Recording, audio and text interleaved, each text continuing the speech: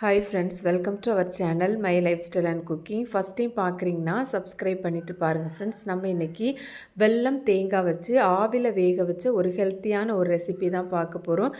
இதுக்கு எண்ணெய், நெய், சுகர் எதுவுமே தேவையில்லை. ரொம்ப ரொம்ப ஈஸியாகவே செஞ்சிடலாம். வாங்க இப்போ இதை எப்படி பண்ணலான்னு பார்க்கலாம். இது செய்கிறதுக்கு ஸ்டவ்வில் ஒரு பாத்திரம் எடுத்து வச்சுருக்கிறேன். இதில் அரை கப் அளவுக்கு வெல்லம் சேர்த்துக்கலாம். இது கூடவே ஒரு கப் அளவுக்கு தண்ணி சேர்த்துக்கலாம். நமக்கு வெல்லத்துக்கு பதம் எதுவும் வர வேண்டாம்.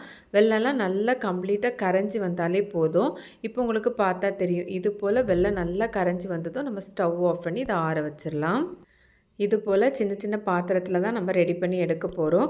இப்போ இதில் எண்ணெய் தடவி எடுத்துக்கலாம். இது போல் தடவி எல்லாத்தையும் ரெடி பண்ணி எடுத்துக்கலாம்.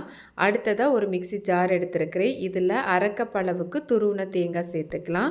இது கூடவே அரை கப் அளவுக்கு கோதுமை மாவு சேர்த்துக்கலாம். கோதுமை மாவு வேண்டாம்னு நினச்சிங்கன்னா ராகி மாவு கூட எடுத்துக்கலாம். இது கூடவே 1/4 கப் அளவுக்கு வறுத்த அரிசி மாவு சேர்த்துக்கலாம். இது கூடவே 10 போல் உடைச்ச முந்திரி சேர்த்துருக்கிறேன். கூடவே ஒரு 5 வால்நட் சேர்த்துருக்கிறேன். வால்நட்லாம் ஆப்ஷனல் தான். நீங்கள் இதுக்கு பதிலாக முந்திரி, பாதாம் கூட சேர்த்துக்கலாம். இல்லைனா முந்திரி மட்டும், பாதாம் மட்டும் கூட நீங்கள் இதில் சேர்த்துக்கலாம். கூடவே வாசனைக்காக வேண்டி 2 ஏலக்காய் சேர்த்துருக்கிறேன். நம்ம ஏற்கனவே வெல்லம் கரைச்சி வச்சுருந்தோம்ல, அது நல்லா ஆறுனதுக்கப்புறமா இதில் ஃபில்ட்ரு பண்ணி சேர்த்துக்கலாம். இப்போ இதை நல்லா அரைச்சி எடுத்துகிட்டு வந்துடலாம். இப்போ நான் இங்கே அரைச்சி எடுத்து வச்சுருக்கிறேன். இப்போ இது கூடவே ஒரு 2 பிஞ்சு போல் உப்பு சேர்த்துக்கலாம். ஒரு 1/4 டீஸ்பூன் போல் பேக்கிங் சோடா சேர்த்துக்கலாம். இதெல்லாம் சேர்த்ததுக்கப்புறமா இதை ஒருக்கா கூட அரைச்சி எடுத்துக்கலாம். நான் இப்போ இங்கே அரைச்சி எடுத்து வச்சுருக்கிறேன். இது போல் ரெடி பண்ணி எடுத்துக்கோங்க. ரொம்ப ஈஸியாக மிக்சியில் அரைச்சி நம்ம ரெடி பண்ணி எடுத்துக்கலாம். இப்போ இதை நம்ம ஏற்கனவே சின்ன சின்ன பவுல்லலாம் எண்ணெய் தடவி வச்சுருந்தோம்ல, அதில் சேர்த்துக்கலாம். ஒரு 3/4 பாகம் வர மாதிரி சேர்த்துக்கோங்க.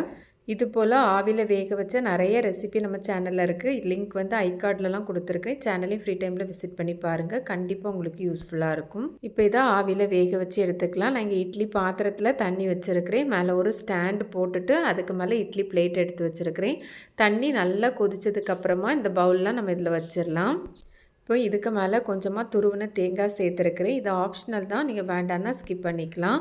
அதுபோல் பேக்கிங் சோடா வேண்டான்னா கூட நீங்கள் ஸ்கிப் பண்ணிக்கலாம். பேக்கிங் சோடா போடும்போது கொஞ்சம் கூட சாஃப்டாக இருக்கும், அவ்வளோதான். இப்போ நம்ம இதை மூடி வச்சு ஹை ஃப்ளேமில் ஒரு 12 நிமிஷம் வச்சு எடுத்தாலே போதும். இப்போ நான் ஒரு 10 நிமிஷத்தில் ஆஃப் பண்ணிட்டேன். ஆஃப் பண்ணி 5 நிமிஷத்துக்கு அப்புறமா தான் ஓப்பன் பண்ணியிருக்கிறேன். நமக்கு பார்த்தாலே தெரியும் நல்லா ரெடியாகி வந்துட்டு. உங்களுக்கு செக் பண்ணணுன்னா ஒரு கத்தி ஏதாவது இன்சர்ட் பண்ணி பாருங்கள். இது நல்லா ஆறுனதுக்கப்புறமா அந்த மாதிரி கையை வச்சு எடுத்தாலே நமக்கு ஈஸியாக வந்துடும். பேக்கிங் சோடா போட்டதுனால நல்லா மேலே பொங்கி வந்திருக்கு. நல்லாவே சாஃப்டாக இருக்கும். ரொம்ப ரொம்ப சூப்பரான ஒரு ஈஸியான ஒரு ஈவினிங் ஸ்நாக்ஸ் ரெசிபி. கண்டிப்பாக ட்ரை பண்ணி பாருங்கள். இப்போ இதிலேருந்து ஒன்று எடுத்து உங்களுக்கு பிச்சு காமிக்கிறேன். பார்த்தாலே தெரியும் எந்தளவு சூப்பராக இருக்குதுன்னு. டேஸ்ட் ரொம்ப நல்லாயிருக்கும். கண்டிப்பாக ட்ரை பண்ணி பார்த்துட்டு உங்களுக்கு எப்படி வந்ததுன்னு மறக்காமல் கமெண்ட்ஸ் பண்ணுங்கள். ரெசிபி வீடியோ கண்டிப்பாக உங்களுக்கு பிடிக்கும். பிடிச்சிருந்தால் லைக் பண்ணி, ஷேர் பண்ணி, சப்ஸ்கிரைப் பண்ணுங்கள் ஃப்ரெண்ட்ஸ். தேங்க்ஸ் ஃபார் வாட்சிங். பாய்.